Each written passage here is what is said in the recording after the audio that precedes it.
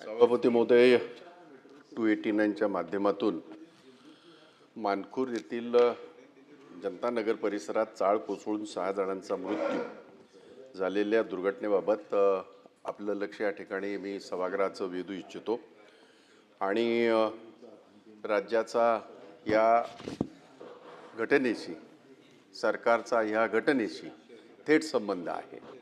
कारण आपल्याकडे साधी गोष्ट आहे की 289 कसा होतो तो आम्हाला सांगा, तो सांगतोय।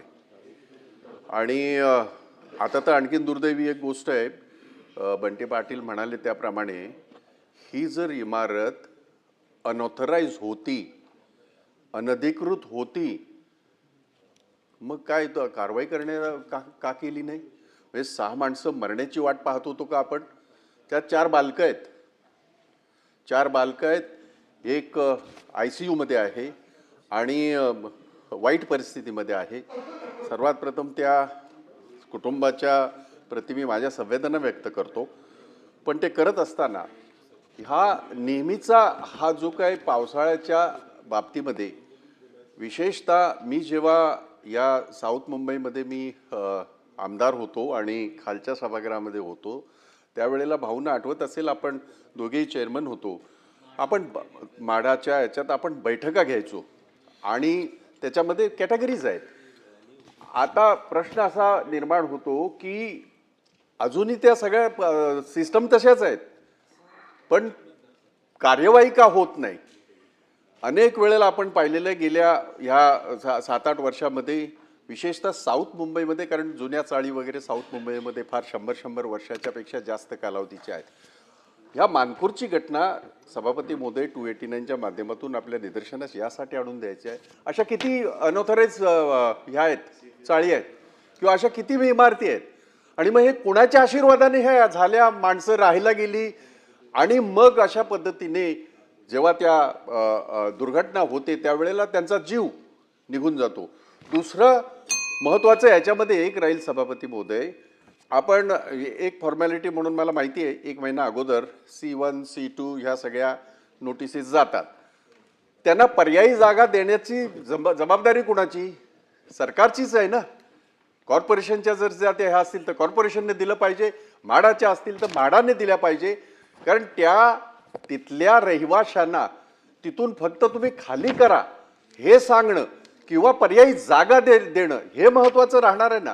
आत्तापर्यंतचा अनुभव आमचा असा आहे की C1चं नोटीस लावायचं, मग कारवाई करायची आणि ती माणसं किंवा ते रहिवाशी किंवा ते भाडवतदार कुठं जातात आहेत याचा कुणालाच थांग पत्ता नाही। म्हणजे त्यांना आपण मरणावर सोडतो, हे असं नाही जमणार। या सगळ्या गोष्टी आपल्याला याची चर्चा होणं आवश्यक आहे आणि म्हणून माझी आपल्याला विनंती राहील, आज तसं सुद्धा कामकाज होईल नाही होईल अलर्ट आहेच। राजे आपण म्हणाला ते खरं आहे, कारण गेली 2 दिवस मुंबईमध्ये ज्या पद्धतीचा पाऊस आणि ज्या पद्धतीचे वारे आहेत, दुमत असण्याचं काहीच कारण नाही आणि आपण कसल्या एखाद्या अशा घटनांवर कधीच दुमत केलेलं नाही। पण आता याचं उत्तर कुणीतरी द्यायला हवं की नाही?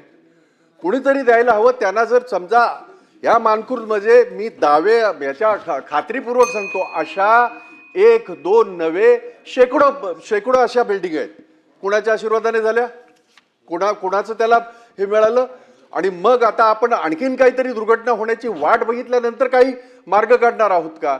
म्हणजे आता त्या सविस्तर बंटी पाटील बोललेत किंवा अनिलजी बोललेत, मी त्याच्यावर बोलणार नाही, पण ही झाडं कापण्याची प्रक्रिया आहे ना, आपल्याकडे SOP आहे त्याची, आणि ती SOP तुम्ही जर पाळत नसाल आणि नंतर अशा दुर्घटना झाल्या की मग त्याच्यानंतर आम्ही काहीतरी पावलं उचलतो। आता आम्हाला रस्त्याच्या बाजूला झाडं कापलेली दिसतात आहेत।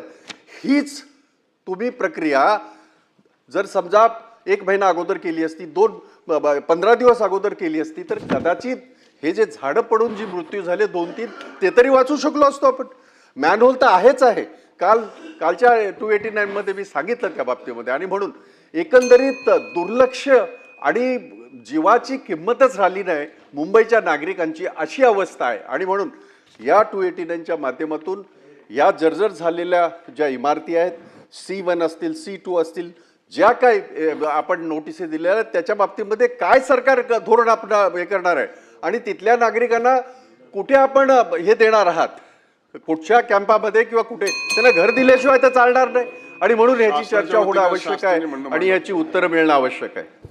मान्य सभापती महोदय, एका वेगळ्या परिस्थितीतून आता खरं म्हणजे आपण जात आहोत.